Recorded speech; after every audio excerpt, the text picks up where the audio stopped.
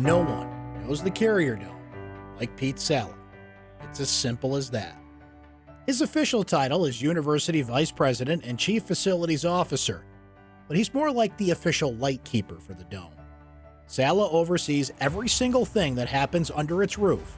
Think of everything that's happened in that building since it opened in 1980. In fact, the Dome has run in Sala's family for years.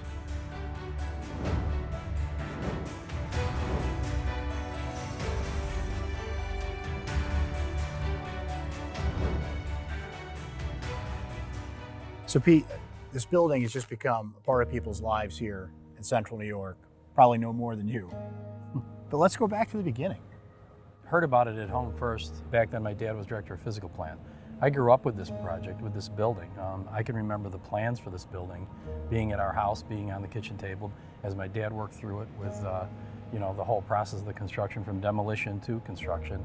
It was interesting, think about what was here and what they were going to do. It was state of the art at the time. It was the newest football stadium in the country. There's a certain point of view at the Carrier Dome that you're familiar with. What you're about to see is a perspective few experienced. This hatch is going to take us up on the roof.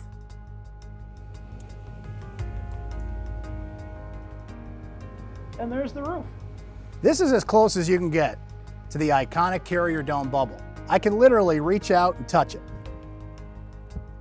Just a couple minutes before the national anthem is played at every Syracuse basketball game, Jim Boeheim emerges from the tunnel, ready to coach his team. But where does he come from? So for 40 years, before he walks out on that court and coaches his basketball team, we're about to see where Jim Boeheim hangs out before the game. This is it. This is it.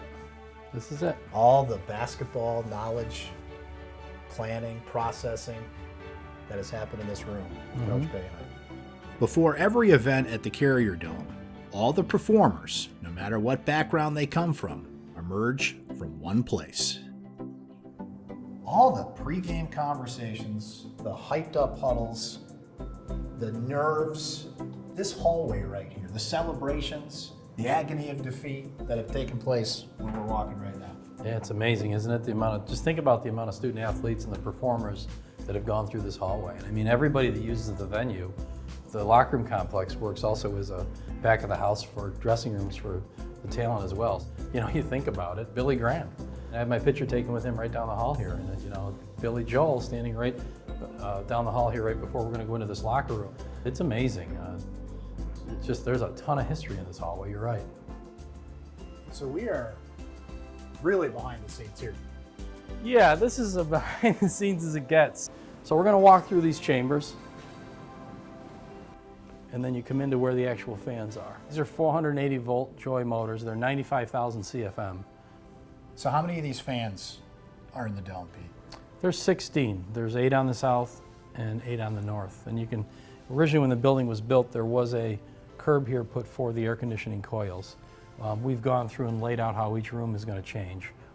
Pete, it's going to be such a change when the new dome is up, when that roof looks different, when the building is run different. Are you going to miss the old way, the air-supported roof? Are you going to miss that at all? Well, I'm going to be honest, and I don't say this a lot. I don't think there's been, in my time here, and I think this is my 38th or 39th year here, I've ever been able to enjoy winter. I mean that sincerely. You can't be away from this place, okay? Because I've experienced letting this roof down 5 times, and it is a living hell. Here's to 40 years of the Carrier Dome, and even though it looks different now, to 40 more of great memories. I just think of all the different events that we've done here, how flexible we are, and the different things we're able to do, and the impact this has had on the students and the community. It's been a privilege to be a part of it.